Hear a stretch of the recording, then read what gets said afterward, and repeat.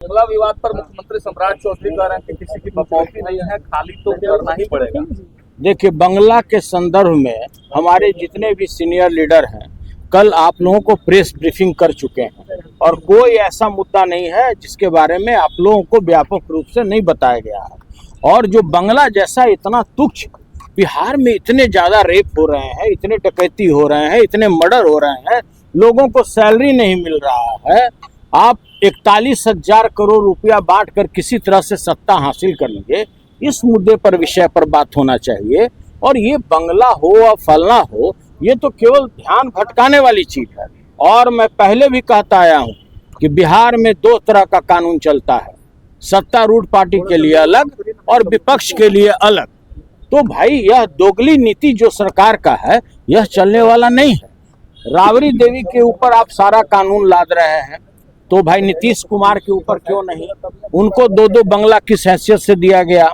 आप राबड़ी देवी के ऊपर में आप अधिरोपित कर रहे हैं कि भाई इनको यह बंगला खाली करना पड़ेगा, तो देवेश चंद्र ठाकुर का बंगला अभी तक क्यों नहीं खाली हुआ? ऐसे ऐसे दर्जनों मकान हैं और सरकारी आवास हैं जिस पर अनऑथराइज तरीके से लोग कब्जा किए हुए हैं। सरकार का कहाँ जमीर मर गया? उसके लिए आप क्या कर रहे हैं?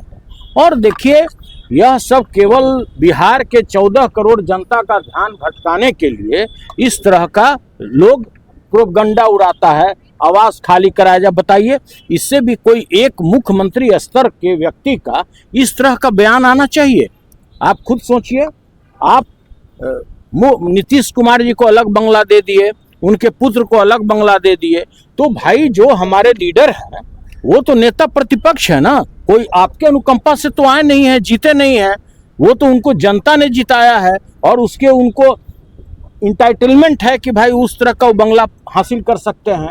आप राबड़ी देवी जी का बंगला खाली कराना चाहते हैं, वो तो कंटिन्यू जिस हैसियत से आपने वो बंगला 10 सर्कुलर रोड दिया था, उस समय भी बिहार विधानसभा में नेता प्रतिपक्ष रही हैं, उस हैसियत से मिला। आज उसमें कौन सा बदलाव आ गया? और क्या हड़बड़ी है कि किसी व्यक्ति को 10 दिन पहले आपने बंगला दिया और पुनः उस बंगले को आप उसका आवंटन रद्द करते हुए इस बंगले को दे दिया? तो ये तो भाई पूरे बिहार की जनता देख रही है कि किस तरह से आपका दोरंगा नीति है। बिहार में दो तरह का कानून है, दो व्यक्ति के लिए अलग अलग आपका संविधान है, यह तो किसी से छुपा हुआ नहीं। और हमारे जितने भी नेता हैं, सीनियर नेता हैं, कल तो आप लोगों को व्यापक रूप से परत दर परत सारे चीजों के साक्ष्यों के साथ आपके समक्ष रखा है। धन्यवाद। सरकार के दौरान कई सारी घोषणाएं हुई, कैबिनेट से बकायदा मंजूरी हुई, लेकिन 6 महीने हो गए, क्या लग रहा है आपको? देखिए, मैंने पहले भी बताया है, मैंने सदन में भी बताया है यह बात कि बिहार में कोई भी बच्चा जब जन्म लेता है तो 27,000 रुपया कर्ज लेते हुए वो जन्म लेता है। आप उसको कुछ नहीं देते हैं, लेकिन कोई अगर नया शिशु यहाँ जन्म लेता है तो 27,000 कर्ज लेकर लेता है। बिहार एक ऐसा दुर्लभ प्रदेश है कि आपने पूरे बिहार के 14 करोड़ जनता को 4 लाख करोड़ रुपए से ऊपर आपने कर्ज में धकेल दिया है। आज आपके किसी भी ऑफिस में स्टाफ को समय पर सैलरी नहीं मिल रहा है। जो ठेकेदार लगातार काम करके चारों ओर, चाहे ग्रामीण कार्य विभाग हो या कोई भी विभाग हो, उसका भुगतान नहीं हो रहा है। आज उसकी स्थिति क्या हो गई है? आज वो स्थिति हो गया कि वो आज स्कूटर पर भी चलने लायक नहीं है।